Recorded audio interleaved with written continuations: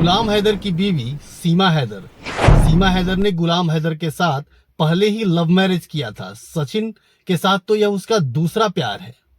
2020 में क्या हिंदुस्तान में किसी ने पबजी खेला था? आपका जवाब होगा नहीं। फिर ये सचिन पबजी कैसे खेल रहा था और इस पबजी पे कैसे मोहब्बत हो गया था सीमा और सचिन के बीच?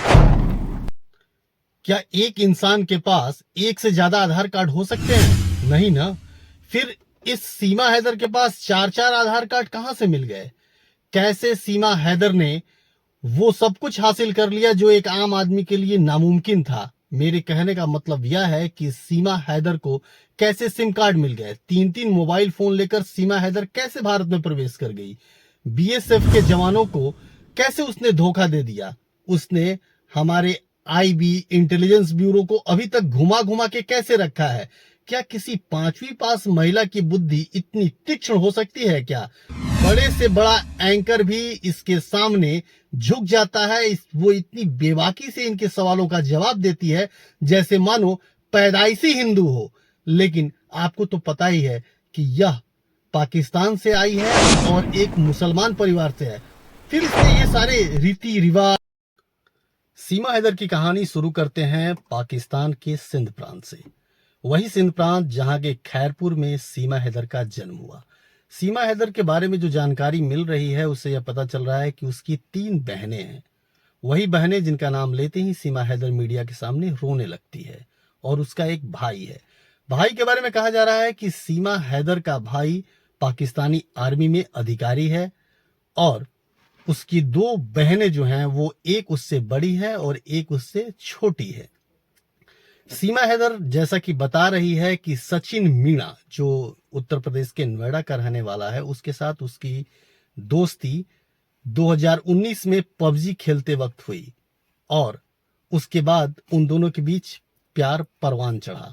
लेकिन यह तो कहानी हुई सीमा हैदर और मीणा की। लेकिन सचिन मीणा के पहले भी उसकी जिंदगी में कोई था जिसका नाम गुलाम हैदर है। वो गुलाम हैदर जिससे सीमा हैदर ने 4 बच्चों को जन्म दिया। और ये कहानी बताती है उसके पहले प्यार को। हाँ, उसका पहला प्यार। सचिन मीणा उसका पहला प्यार नहीं है।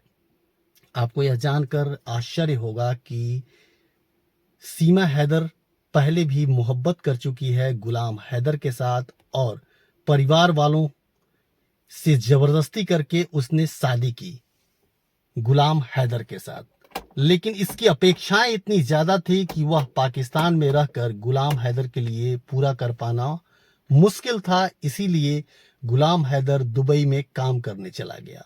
उसी बीच सीमा हैदर को वह पैसे भेज पबजी से शुरू हुआ प्यार परवान चढ़ने लगा और सीमा हैदर और सचिन मीणा एक दूसरे को पसंद करने लगे।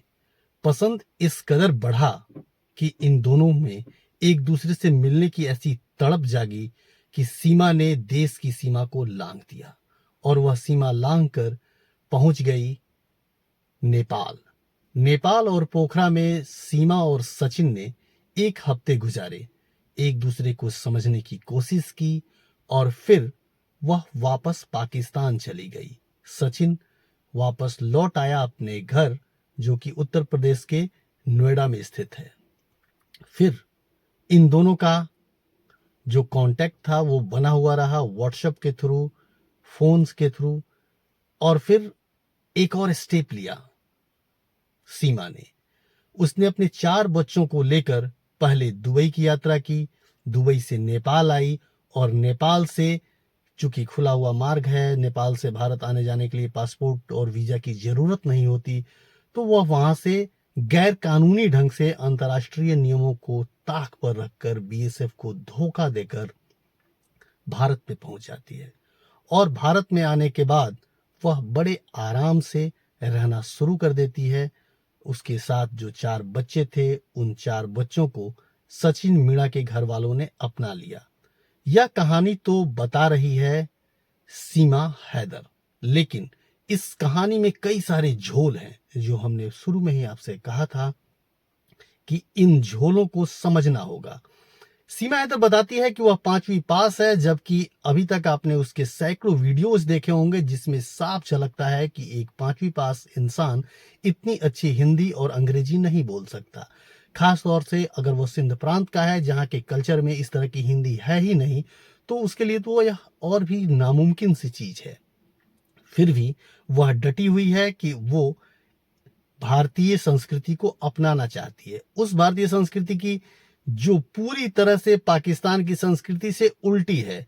क्या 1, 2 या 10 दिन में या टेलीफोन पे किसी आदमी को हमारी संस्कृति की इतनी अच्छी समझ हो सकती है?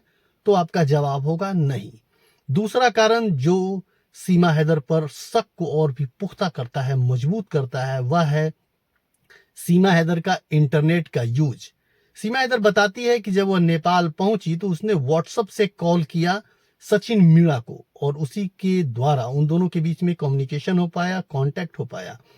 अब जो उसने टेक्नोलॉजी की बात की है, जिस टेक्नोलॉजी को यूज करके वह बता रही है कि वो कांटेक्ट करती थी, वो बता रही है कि उसने हॉटस्पॉट का यूज किया। आज हमारे आपके परिवार में जो महिलाएं हैं, जो पढ़ी लिखी महिलाएं भी हैं, उनके लिए भी हॉटस्पॉट यूज करना एक कठिन काम होता है, लेकिन यह 5वीं पास महिला इतनी ट्रेंड, इतनी इंटेलिजेंट निकली कि इसने वह भी कर दिखाया। इतना ही नहीं, इस महिला के दावों को जब आप परखेंगे तर्कों की कसौटी पे, तो आप पाएंगे कि यह सिर्फ झूठ और झूठ बोल रही है। शायद यही कारण है कि आज इसे एक पाकिस्तानी जासूस के रूप में भी देखा जा रहा है। आपको यह भी सोचना होगा कि आखिर इस सीमा हैदर ने भारत में बढ़ रहे हिंदुत्व के जोर को अपना ढाल बना लिया है, खुद को लगातार हिंदू साबित करना चाहती है, और इससे वह हिंदुओं की सिंपैथी को लेना चाहती है। अब यह देखना होगा, समझना होगा कि समाज, देश और कानून इसे किस रूप में लेता है।